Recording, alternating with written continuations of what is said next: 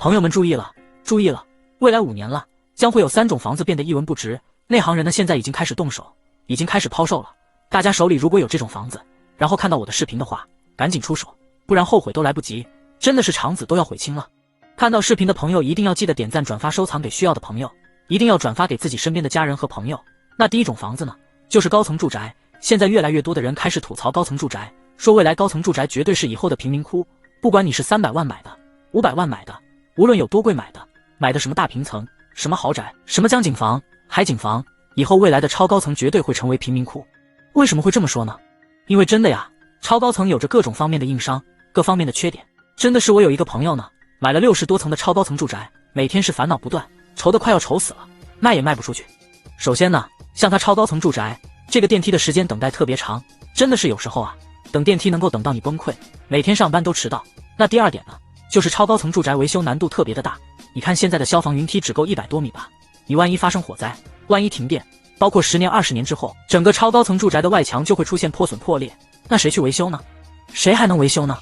所以说呀，真的是住在这个超高层里面呢，未来有很多的担忧和忧虑。那第二类房产呢，就是小产权房，也就是大家所说的什么各种公寓。因为现在很多人呢，可能在城市里面，特别是女性，单身的女性呢，特别是大龄剩女，她在城市里面可能买个商品房70年的产权，要付首付，包括后面的还贷压力也是特别的大。所以说就干脆啊，高不成低不就，就选一个公寓吧。因为整个公寓可能面积小一点，然后自己的支出呢，没有那么大，先买一个公寓，然后呢，凑合着自己住，看看行不行。然后就是选择这个小产权房，以后会变得越来越难卖，因为小产权房大家都知道只有40年的一个产权，再加上它是商水商电，以后自己的支出成本会非常的高，水电费真的是非常的夸张，特别是夏天开空调，真的是1个月几千块钱的电费，真的是要人命的。以后你想变现，想出手，再去换房，再去置换，基本上没有什么可能性，因为基本上没有人愿意接手。因为新的公寓，你想想新开发的公寓它都卖不掉，你别说二手公寓了，二手公寓在整个贷款市场，